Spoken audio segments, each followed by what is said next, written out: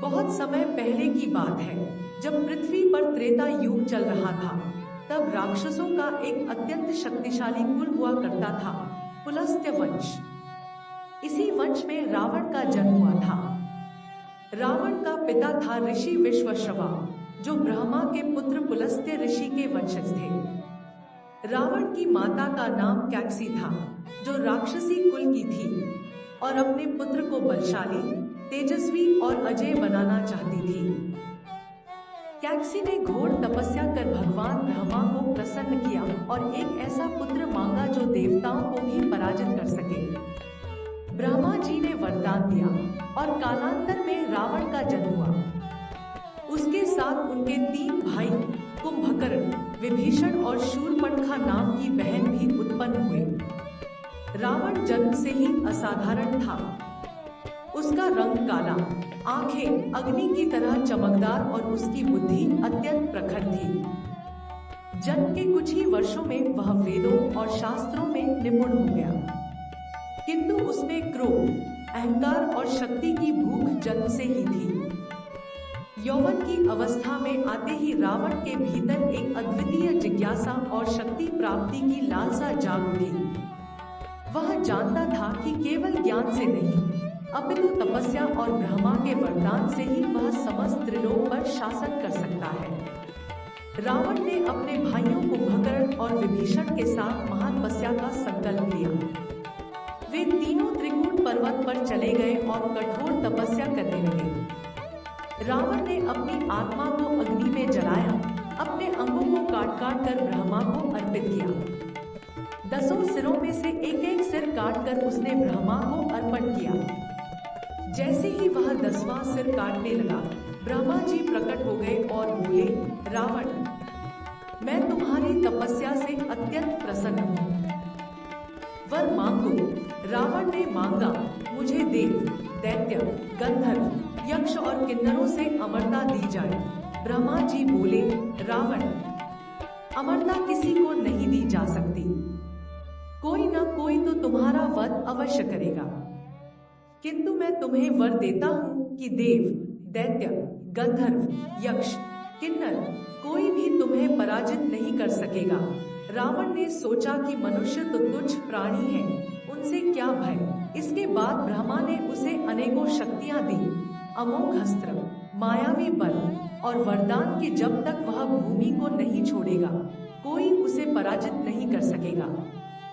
इसी के साथ रावण अमोघ बन गया। उधर कुंभकर्ण ने भी वरदान मांगने की इच्छा की, परंतु देवताओं को भय था कि यदि कुंभकर्ण भी शक्तिशाली हो गया तो त्रिलोक संकट में पड़ जाएगा। अतः सरस्वती ने उसकी जिह्वा पर प्रभाव डाला, जिससे वह इंद्रासन की जगह निद्रासन मांग बैठा। ब्रह्मा ने उसे वर्ष में 6 महीने तक निद्रा में रहने का वरदान दिया। विभीषण ने ब्रह्मा से धर्म की ओर झुकाव और सद्बुद्धि की कामना की, जिसे ब्रह्मा ने सहर्ष प्रदान किया। रावण ने फिर शिवजी की तपस्या आरंभ की। वह कैलाश पर्वत पर गया और वहां उसने अपने अंगों से वीणा बनाकर शिव की स्तुति की। अंततः जब शिव प्रकट हुए तो रावण ने उन्हें प्रसन्न कर शिव का अंश अपने भीतर प्राप्त किया।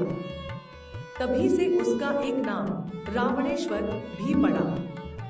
ब्रह्मा से वरदान प्राप्त करने के बाद रावण का अभिमान और भी बढ़ गया। अब उसे लगा कि वह त्रिलोक का स्वामी बन सकता है। उसने अपने भाइयों के साथ लंका पर चढ़ाई की। उस समय लंका का स्वामी था कुबेर, रावण का सौतेला भाई, जो विश्वश्रवा और एक अन्य पत्नी से उत्पन्न हुआ था। रावण ने युद्ध में कुबेर को पराजित किया और लंका को अपने अधीन कर लिया। लंका, जो सोने की नगरी थी, अब रावण की राजधानी बन गई। उसने वहां भव्य राजमहल, सभा भवन और दिव्य वास्तुशिल्प का निर्माण कराया। वह दिन प्रतिदिन और शक्तिशाली होता चला गया। रावण ने असुरों, राक्षसों और मायावी योद्धाओं की एक विशाल सेना तैयार की।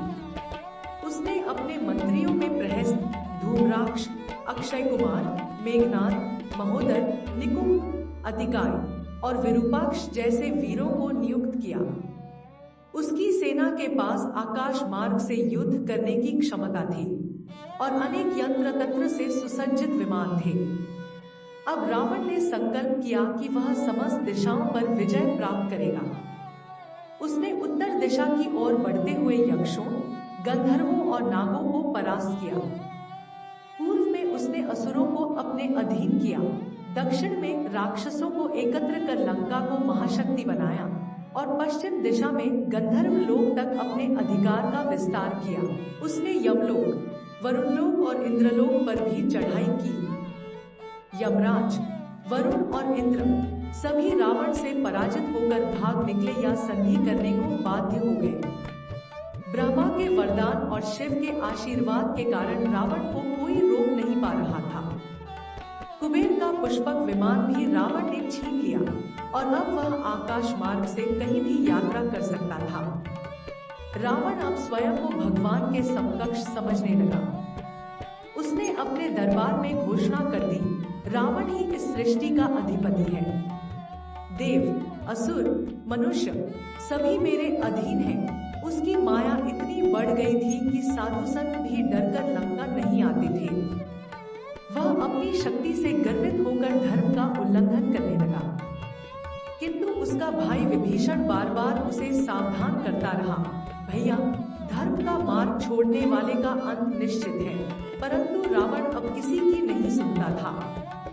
रावण की सत्ता चरम पर थी, परंतु उसी समय एक ऐसी घटना घटने वाली थी जो उसके पतन की नींव रखेगी। एक बार रावण की बहन शूर्पणखा दक्षिण के दंडकारण्य वन में घूम रही थी। वहीं उसने राम, लक्ष्मण और सीता को देखा। राम के सौंदर्य और तेज से वह मोहित हो गई और राम से विवाह का प्रस्ताव रख दिया।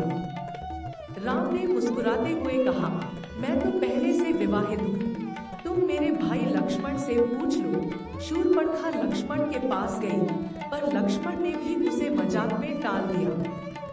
अपमानित होकर शूर्पणखा क्रोधित हुई और सीता को हानि पहुंचाने दौड़ी। तभी लक्ष्मण ने उसकी नाक काट दी। अपमान से तिलमिलाई शूर्पणखा लंका पहुंची और रावण के सामने विलाप करने लगी, भैया, एक वनवासी राजकुमार ने मेरी नाक काट दी। उसकी पत्नी इतनी सुंदर है कि देवताएं भी उसे देखकर मोहित हो जाएं। क्या तुम उस नारी को नहीं छीन सकते? रावण का अहंकार जाग उठा। उसने मारीच से सलाह ली और एक योजना बनाई। रावण ने मारीच को एक स्वर्ण मृग का रूप धारण कर सीता के सम्मुख भेजा। सीता उस मृग को देखकर मोहित हो गई और राम से उसे पकड़ने का अनुरोध किया। राम उसे पकड़ने चले गए और पीछे से लक्ष्मण भी सीता को छोड़ राम की सहायता के लिए चले गए। इसी अवसर का लाभ उठाकर रावण ब्राह्मण का वेश धर सीता के समक्ष पहुंचा और भिक्षा मांगी। जैसे ही सीता ने लक्ष्मण रेखा लांघी, रावण ने अपने वास्तविक रूप में आकर उसे बलपूर्वक पुष्पक विमान में बैठा लिया और लंका की ओर उड़ गया।